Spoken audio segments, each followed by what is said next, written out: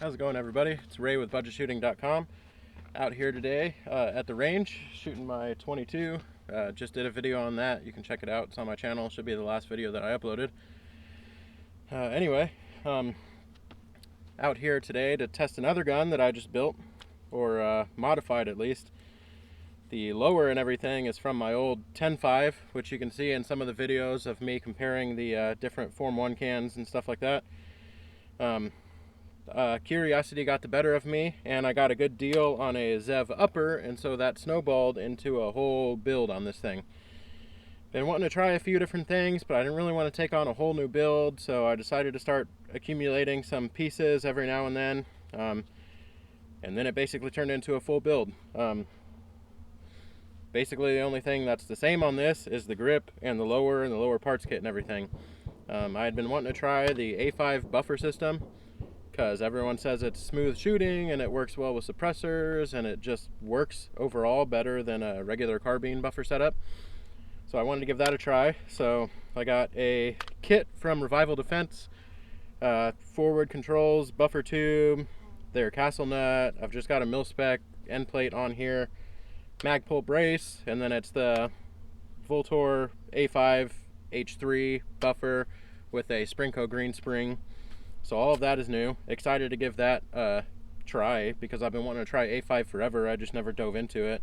It's really not even that much more expensive than a regular carbine setup, and you get stock position bonus to bump up because the system's a little bit longer. It's between a carbine and a rifle setup, so that's one nice thing other than it just supposedly shooting better. And then this whole upper assembly is new. I took the 10.5 off. That'll probably go on something else or sold, but it's a Zev redacted upper, forward controls, forward assist, Strike Industries cover that kind of the capsule matches the dimple on the forward control stuff. Upgraded to a Radian Raptor charging handle. Got a good deal on a Psionics MP3 bolt carrier group. That coating, I'll have to pull it out later and show you guys. I'm super impressed with that. Just holding it in the hand, it feels super slick compared to a nitrided bolt carrier group, which is all I had to compare it to. I pulled this thing out of the package and no joke, it was slipping out of my hand as soon as I pulled it out. It just had a little bit of the factory lube from Psionics from their test firing on it, and that was enough for it to make it slip out of my hand. So I'm excited to give that a try and just see if it differs at all compared to a nitride bolt carrier group. It's got a Midwest Industries, I think it's just their combat handguard. It's not the slimline or anything like that. Strike Industries finger stop. It's a Faxon 11.5 inch mid-gas barrel. Had a handful of people recommend it to me, as well as Jay from Pew Science told me he's had a lot of luck with it still. And just based on the fact that suppressor's going to live on this thing, and it's got the short dwell time, which is kind of set up for suppressors. It's a little bit lighter weight than the barrels that I'm used to, which makes this thing really maneuverable overall compared to the thicker profile in front of the gas block. So I wanted to give that a try. Basically, I just wanted to slightly upgrade everything to be a solid mid-range rifle instead of the Ballistic Advantage barrel and GunTech upper that I had before that was kind of low end. The upper that I got from GunTech had their barrel in it. I don't know who they source it from, but it was just a phosphated barrel, not chrome lined or anything like that. It was nothing special. I mean, I only paid a couple $100s for this upper together assembled, which is why I wanted to upgrade this. But that thing, when I went to take the muzzle device off of it, when I started getting into suppressors to put my QD mounts on it, the whole extension backed off, and so I had to scrap that barrel. That's why I upgraded to the Ballistic Advantage, which was a step up. But overall, the fit and finish of everything, and not having the anti-rotation tabs and the less strong rail, it was starting to get to me. I just wanted to upgrade a little bit. Instead of having a bunch of no-name stuff, I wanted to step up to stuff that has a known quality. And so far, just feeling it at home, because I just got this thing done. Like I said, it's very maneuverable. Everything feels higher quality. The upper was a thermal fit with the barrel, which is super nice. It should help a lot with accuracy, especially on something that has a profile that is a little bit less ideal for that. But yeah, gonna give it a try today. I got this Unity mount riser on it. I'm gonna see if I like that optic height. Just playing around with it at home, it seems a little bit high. It's more of a chin weld than a cheek weld, and I don't know if I like that. I don't have night vision currently. I do have access to it through a friend, so we might see how it differs without night vision versus with it. This is just my 5-inch Form 1 can that I've got on it. I did switch to a direct thread mount from Resilient Suppressors. It has a little brake feature built in on it, which is what I wanted to convert to direct thread. Otherwise, I was just going to leave it with QD, even if the can lives on here. It helps protect the blast baffle a little bit and just disperse the gas in the blast chamber. And it just helps overall, so I didn't want to switch to direct thread unless I could get something like that. I know there's a couple of other companies that are making those right now, but I really like Resilience. It was a good price. The brake feature on it looks good. It just looked like a nice piece, and it was when I got it. Nitride finish is really good. Machining is basically perfect. Threaded in nice and tight to the ASR threads on the can, and so yeah. Now this thing can basically live on here, and I don't have to worry about QD coming off or backing out, or I don't have to worry about it failing or anything like that. It's nice to just have this direct threaded on with that brake feature inside the can. And yeah, that's basically a breakdown of this new build. Gonna shoot it a little bit out here. Not really doing anything fancy. I don't have my steel target set up or anything like that. Just gonna try and verify 0. That's why this thing's still on the stand.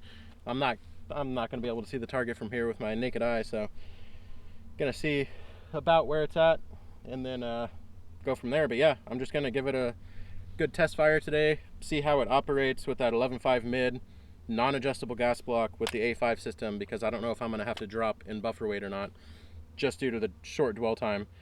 The can should add a little bit of dwell time, but it's fairly short, and it's not super baffle dense or anything like that, so I don't know how much back pressure it's going to add for cycling reliability. But like I said, non-adjustable gas block, it's wide open, it should assist, and then the H3 buffer should help tame it down back here. So yeah, let's give it a try and see how it does.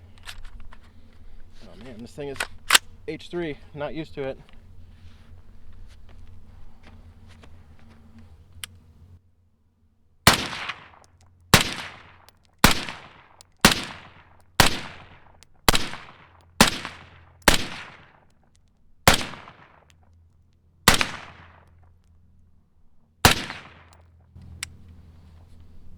I mean, they weren't kidding about the A5 system being real smooth. That actually does act really well. No cycling issues. I don't know what's left in the mag. I might as well run through it and see if we get locked back. But yeah, otherwise, this thing shoots really nice and flat. Let me run this mag out and we'll see if it locks back, and then go from there.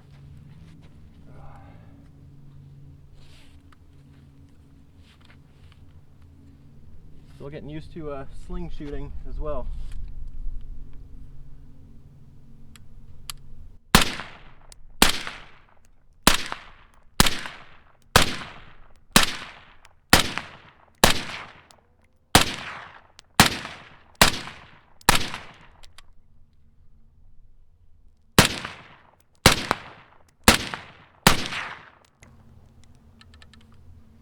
Yep, does lock back. It had that one that was finicky, but I heard it click and go home, so it fired on the next shot. So that was a little bit weird, but there's no lube in this thing. It's just the MP3 bolt. I wanted to give it a break-in and then take it home and clean it and lube it up, see how it does. But it did lock back. Everything looks good.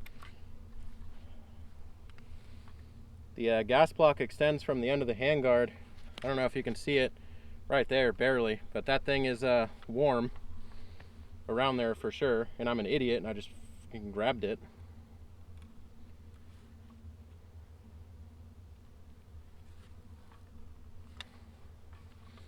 Can is definitely a little warm, even with the cover on it.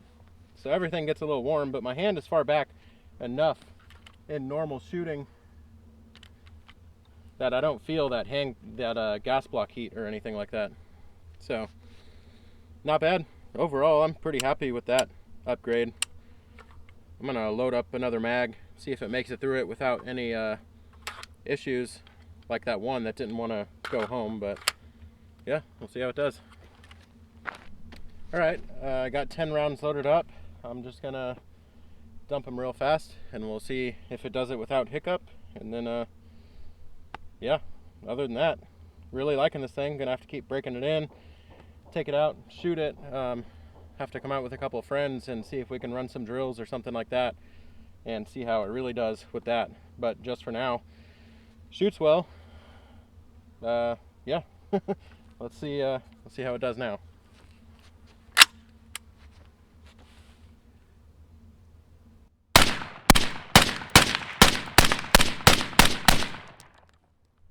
Lock back. Functioned well. I'm gonna have to watch the video footage and see how gassy it is, but I don't really notice it at my face when I'm shooting it, so that's a bonus. That doesn't mean it's not gassy, that just means I don't notice it as much, but it doesn't feel all that different from the last setup, which had an adjustable gas block and the H2 regular carbine system, so I think those might compensate for each other. I really don't want to run an adjustable block if I don't have to.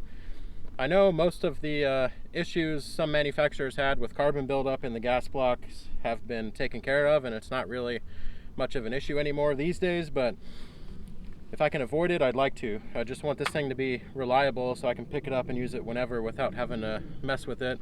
That is steel cased ammo too, so it's not the best stuff. It's just Tula that I got in bulk before the pandemic. I've still been shooting off some of that stuff. So, I mean, if it's shooting that well, it should shoot brass just fine, I would imagine. I'm gonna have to get some and bring it out and test it, of course, but for initial impressions, it really doesn't seem that bad. Mag isn't all that dirty yet or anything like that, like you see sometimes with suppressed guns. I mean, I can see it in the upper, but it doesn't look like it's caked up yet or anything. Yeah, there's a little bit, but not too bad. And it does help having that short can. Like I said, it's not a ton of back pressure, so it does help with the gas. It's still tight. Like the direct threads like to come off sometimes, but I'm sure the heat's helping too. It's not too bad with the cover on it. The metal buckles on the cover are pretty warm. Flashlight's not too hot or anything. And then, like I said, my normal grip for shooting isn't getting all that hot. If I reach in front of it next to that gas block, there's a noticeable temperature difference, but that's why I'm running the hand stop, to make sure I know to keep my hand back from there. But first impressions are great.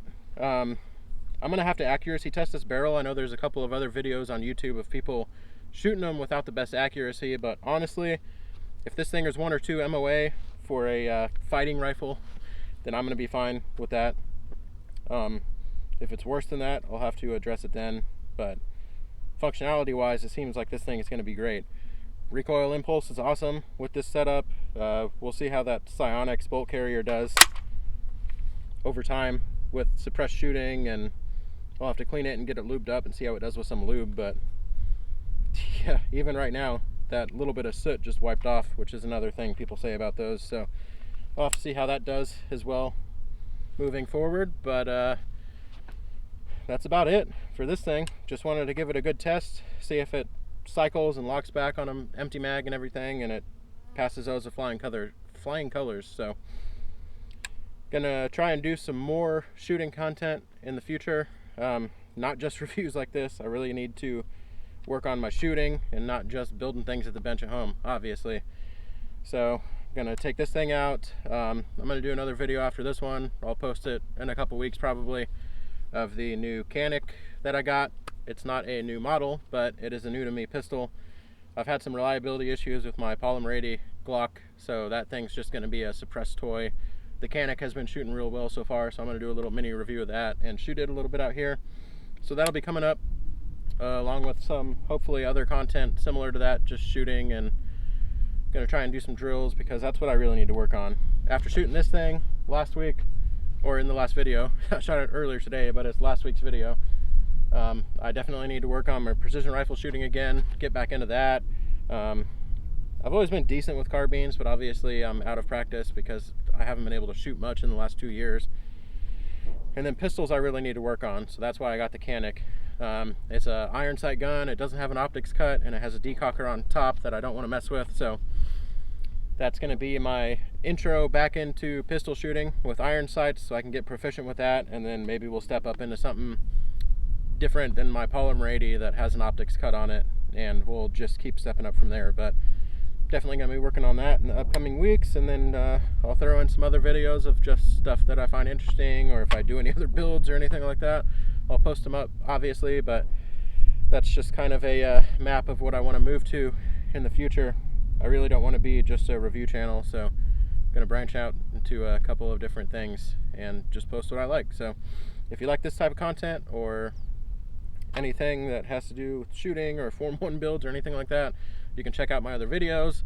Subscribe if you want, so you don't miss any of my upcoming stuff. And if you like this video, go ahead and throw a like on it. Other than that, thank you for watching. Hope you have a great day.